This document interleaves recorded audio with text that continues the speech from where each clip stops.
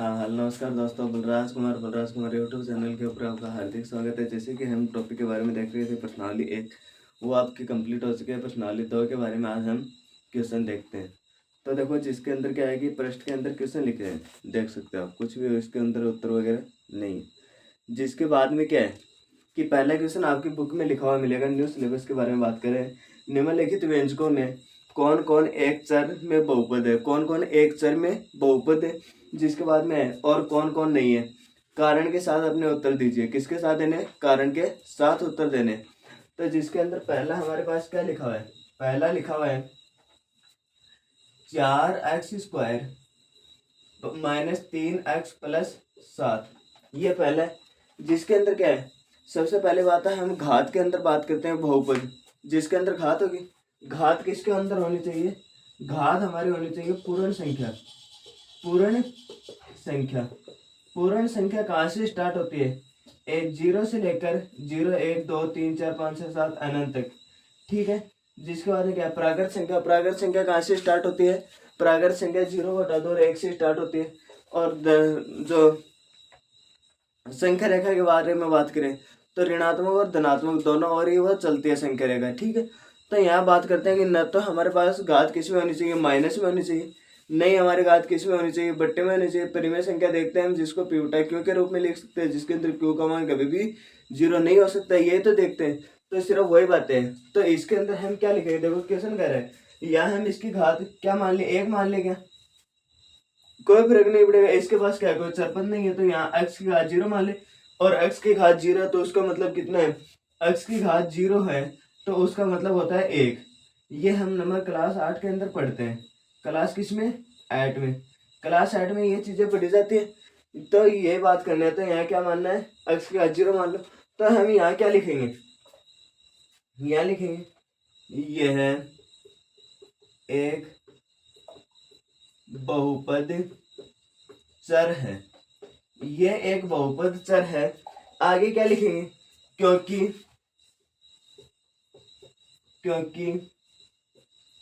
चर x की सभी घातें पूर्ण संख्या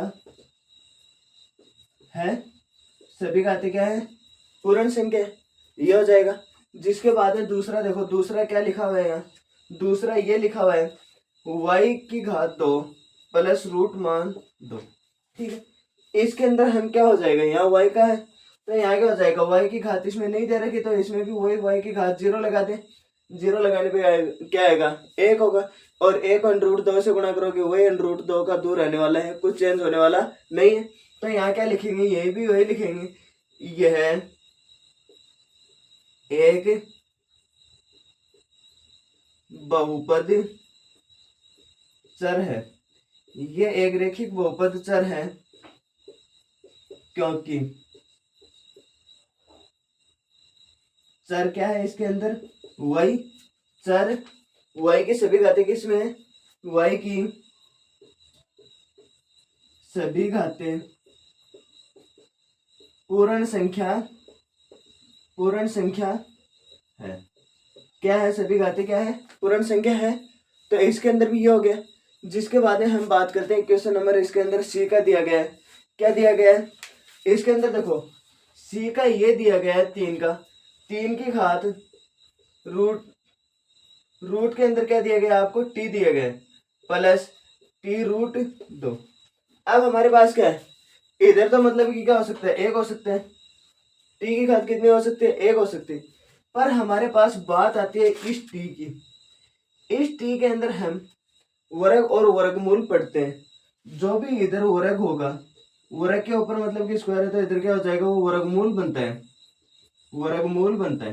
ठीक है। ये बात हम पढ़ते हैं। मतलब कि इधर देखो, हम करण स्क्वायर रूल का मान निकालते हैं, तो इधर मानो कि 49 है, तो इधर मतलब कि AC करण है, तो AC के ऊपर स्क्वायर है, तो इधर जाकर क्या बन जाएगा? वर्गमूल बनेगा। तो वही बातें हैं। तो इधर ये क्या है? स्क्वायर ही आएगा। स्क्वायर इधर है, तो इसके अंदर भी क्या हो सकता है? ये इसको हम क्या लिख सकते हैं? इसका स्क्वायर हटाएंगे तो हम इसको लिखेंगे टी की 3t। टी की घात होगी 1/2। टी की घात कितनी हो जाएगी? 1/2। इधर क्या होगा प्लस T1√2। इसके अंदर कभी भी क्या नहीं होना चाहिए, क्या नहीं होना चाहिए, टी की घात 1/2 नहीं होनी चाहिए, क्योंकि पूर्ण संख्या के अंदर हमें पता है कि क्या नहीं होती, टी की घात 1/2 नहीं होती, क्योंकि ये कौन सी संख्या नहीं है, पूर्ण संख्या नहीं है। तो इसके लिए हम क्या लिखेंगे, इसके लिए हम क्या लिख देंगे, इसके लिए लाइन लिखेंगे कि यह एक बहुपद चर नहीं है। बहुपद चर नहीं है क्योंकि बहुपद चर नहीं है क्योंकि के स्थान पे क्या आ गया, चर। चर क्या है इसमें, टी। चर क्या है, टी। टी की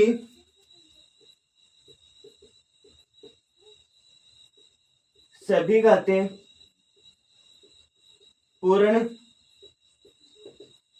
संख्या नहीं है। क्या हो जाएगा, ये होगा क्या, ये तो होगा, जिसके अंदर क्या है, ये एक बहुपद चर नहीं है, ये एक बहुपद चर नहीं है, चर नहीं है, क्योंकि चर टी की सभी घातें पूर्ण संख्या नहीं है। ये हो गया। जिसके बाद में इसके अंदर 4 का देखते हैं। 4 का क्या लिखा हुआ है, 4 का लिखा हुआ है y की घात y प्लस 2/y। ठीक है, क्या लिखा हुआ है, y प्लस 2/y। इधर बट्टे में जो किस में आएगा, ऊपर हम लेकर आएंगे तो गुणा में आएगा। गुणा में आएगा तो इसकी घात किस में आ जाएगी, यहाँ मानो कि +1 है तो ऊपर जाएगा किस में आएगी घात, -1 होगी। तो ये तो होगा हमारे पास y प्लस 2y, इसकी घात किस में आ गई, -1 में आ गई। ये देखो नीचे से ऊपर जा रहा है, ये मतलब छोटी क्लास में बेसिकली बातें हैं कि नीचे से भाग से ऊपर जाएगा, गुणा में आएगा, और गुणा में आएगी तो घात किस में हो जाएगी, नीचे प्लस में तो ऊपर जाएगा तो माइनस में होगी घात, और माइनस में है तो इसके लिए इसका मान क्या नहीं हो सकता। इसके लिए भी ये लाइन लिखेंगे, ये एक बहुपद चर नहीं है, क्योंकि चर चर क्या है, वाई है, वाई की सभी घातें पूर्ण संख्या नहीं है। क्या नहीं है, पूर्ण संख्या नहीं है। तो इसके लिए भी सेम टू सेम ये लाइन लिख दो, यह है एक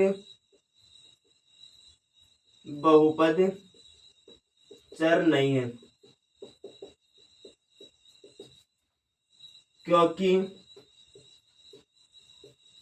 चर y की सभी घातें पूर्ण संख्या नहीं है। ठीक है, क्या है कि इसकी सभी घातें पूर्ण संख्या नहीं है। जिसके बाद में देखो एक और बचा हुआ हमारे पास, एक और कौन सा है, 5 का, x की घात 10 प्लस y की घात 3 प्लस t की घात 50। जिसके अंदर तो क्या है, सीधी सी बात है कि ये भी पूर्ण संख्या नहीं है। इसके अंदर ये नहीं लिखेंगे कि ये पूर्ण संख्या नहीं है, क्योंकि ये एक बहुपद जो चर नहीं है, क्योंकि इसके अंदर सभी चरपद अलग अलग है, चरपद समान नहीं है। ये बात लिख दे, चरपद क्या होने चाहिए, सभी में समान होने चाहिए, तभी तो होगा। तो यहाँ लिखेंगे यह एक बहुपद नहीं है, यह एक बहुपद नहीं है क्योंकि इसमें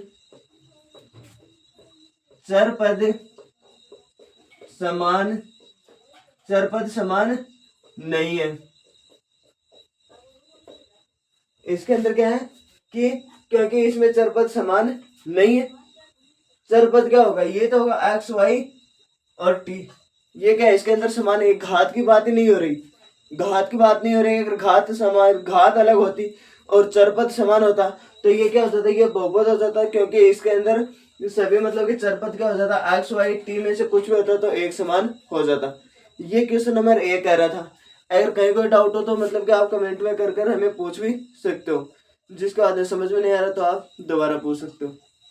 जिसके बाद में हम बात करते हैं क्वेश्चन नंबर 2 की।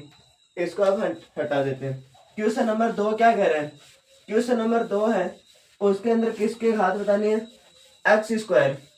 किसकी, एक्स स्क्वायर की। एक्स स्क्वायर की बतानी है तो हम उसके लिए क्या कर सकते हैं, उसके लिए हम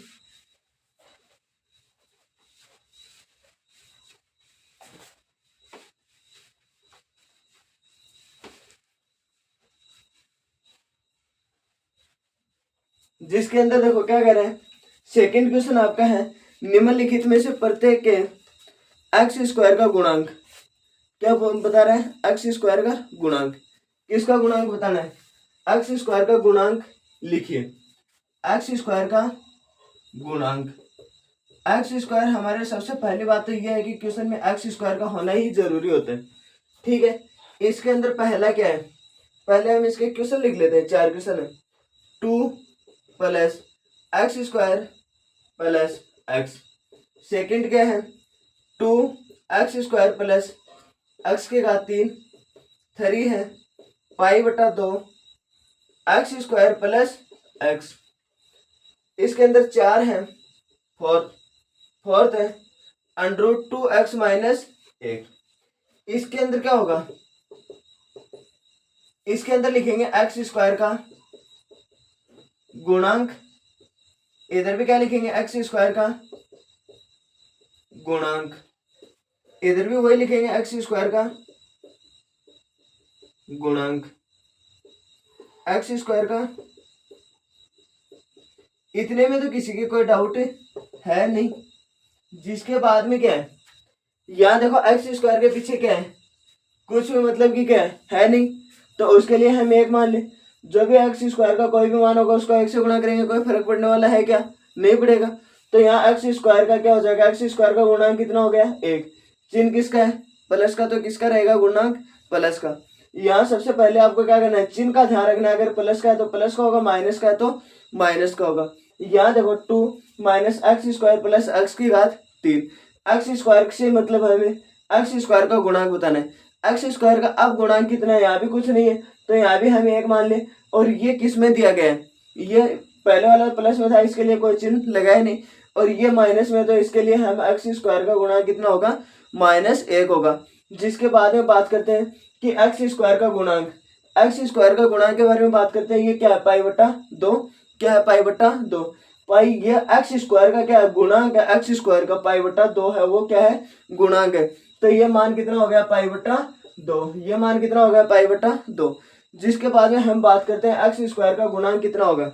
एक्स स्क्वायर तो हमारे यहाँ कोई कोष्टक में जो एक्स स्क्वायर क्वेश्चन में दे ही नहीं रखा, एक्स स्क्वायर नहीं दे रखा, तो हम इसको ये लिख सकते हैं 2x + 1, सॉरी यहाँ माइनस है, -1 लिख दे, प्लस एक्स स्क्वायर हम लगा दे क्या, जिससे पहले हम 0 लगा दे, 0 लगा दे। एक्स स्क्वायर का मान क्या होगा, हम 0 रखेंगे तो हमारे पास क्या आएगा, 1 आएगा, और 1 को 0 से गुणा करेंगे क्या होगा, 0 होगा, और वापस हमारे पास क्या रहने वाला है, ये का ये ही रहने वाला है, कुछ चेंज होने वाला नहीं है। ये हम क्लास 8 के आधार पे देखते हैं। तो हम इसके अंदर देखेंगे एक्स स्क्वायर का गुणांक क्या होगा, एक्स स्क्वायर का गुणांक हो जाएगा 0। एक्स स्क्वायर का गुणांक कितना हो जाएगा, 0। ये था हमारा क्वेश्चन नंबर 2, ये था। अब क्वेश्चन नंबर 3 देखो, 3 क्या बता रहे हैं, 35 घात के द्विपद, घात किसकी होगी, 35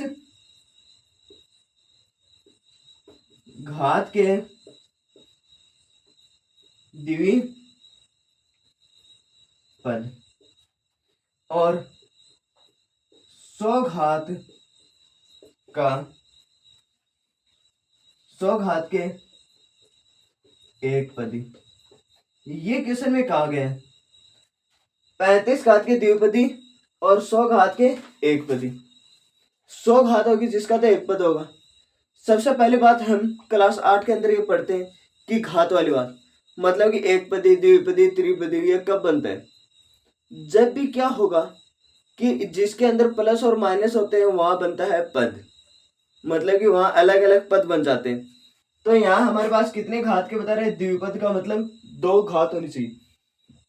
हम इसके अंदर ये लगा दें, एक्स की घात कितनी होगी, 35 प्लस 1 लिख दे, ये कौन सा हो गया, द्विपदी हो गया, ठीक है।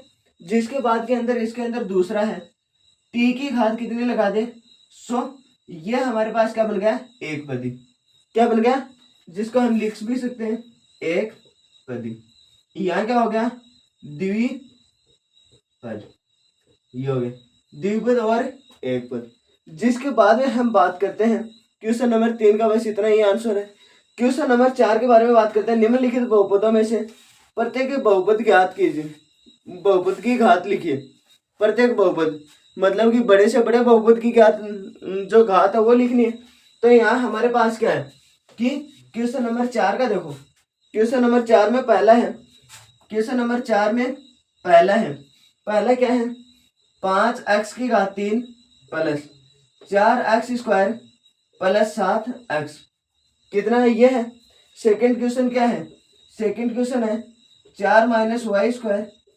थर्ड है 5t माइनस √7 जिसके बाद में 4 का है 3 है जिसके अंदर क्या है। अब हम घात के बारे में बात करते हैं, घात के बारे में बात कर ले। तो जिसके अंदर क्या है, इसके अंदर घात क्या होगी, इसके अंदर घात की बहुपद की, क्वेश्चन कह रहा है कि निम्नलिखित बहुपदों में से प्रत्येक बहुपद की घात ज्ञात कीजिए। घात बहुपद की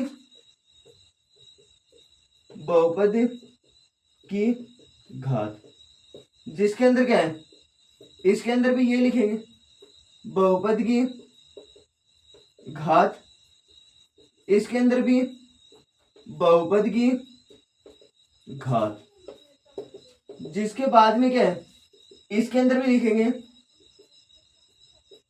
बहुपद की घात। अब देखो इसके अंदर क्या है, इसके अंदर इसकी घात कितनी मान ले 1, इसकी घात कितनी है 1, जिसके अंदर क्या है, यहाँ देखो यहाँ इसके पास तो कोई घात वाला है नहीं क्योंकि ये चरपद है, चरपद के पास क्या है x की घात कितनी, y की घात कितनी है 2, तो इसकी घात कितनी होगी 2, इसकी घात कितनी होगी 2, जिसके बाद में इसकी घात देखो 3 है, इसकी 2 और इसकी 1, किसी के ऊपर कुछ नहीं लगा, इसका मतलब घात कितनी है 1। तो यहाँ हमारे पास सबसे ज्यादा घात क्या होगी 3, पर यहाँ देखो कुछ घात दे ही नहीं रखी, घात नहीं दे रखी तो हम क्या मान ले x मान ले, और x की घात कितनी मान ले 1 मान ले, x y z कुछ भी मान सकते हो, उसकी घात कितनी मानोगे 1, और इसका मान घात का मान ये x का मान 0 रखोगे तो क्या होगा 0 होगा, x का मान 0 रखने पर 0, x का मान यह, फिर हम क्या कर ले x का मान 1 रखेंगे और 1 की घात कितनी 1, तो क्या रहेगा 1 ही रहेगा, और 1 को क्या करेंगे 3 से गुणा करेंगे, वही क्या रहने वाला है 3 रहने वाला है, तो इसकी घात कितनी होगी 1, इसकी घात कितनी होगी 1। ये क्वेश्चन नंबर हमारे पास 4 था। क्वेश्चन नंबर 5 देखो क्या है कि बताइए कि निम्नलिखित बहुपदों में कौन कौन बहुपद रेखिक है। एक तो बहुपद क्या है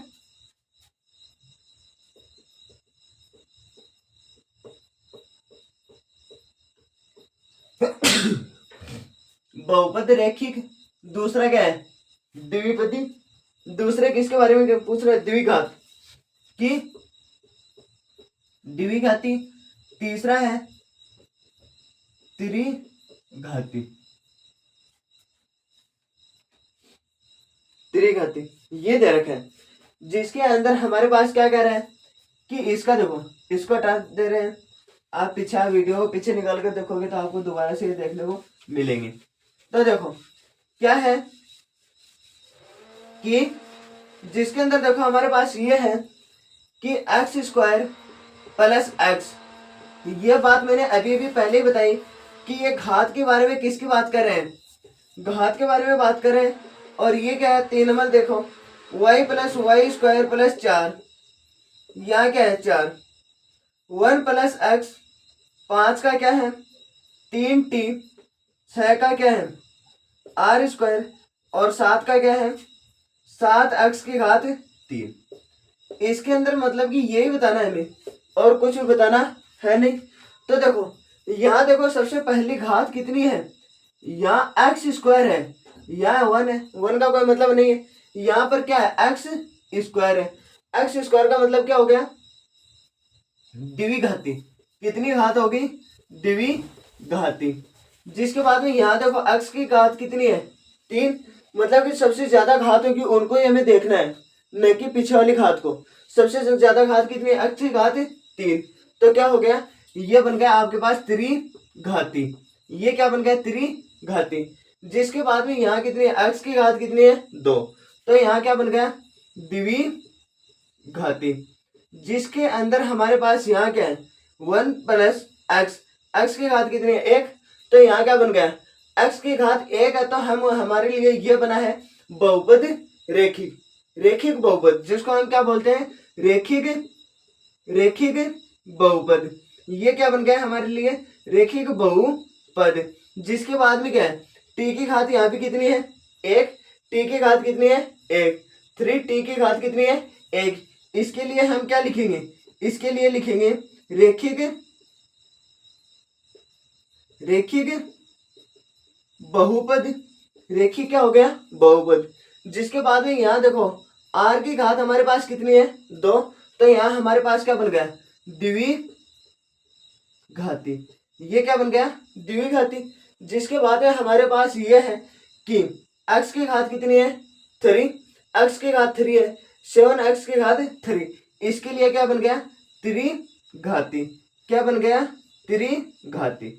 ये हमारे पास क्या था कि प्रश्नावली जो 2.1 है वो कंप्लीट होती है क्लास 9। अगर आपके वीडियो पसंद आए तो लाइक शेयर सब्सक्राइब। अगर कहीं आपको कि कोई कंफ्यूज हो तो आप कमेंट बॉक्स में पूछ भी सकते हो। ये थी हमारे 2.1 की प्रश्नावली कंप्लीट है। 1 पॉइंट प्रश्नावली 1 वो आपकी पूरी इस चैनल के ऊपर देखने को मिलेगी, जो आपको टोटल क्वेश्चन है वो समझाए गए हैं। Thank you so much.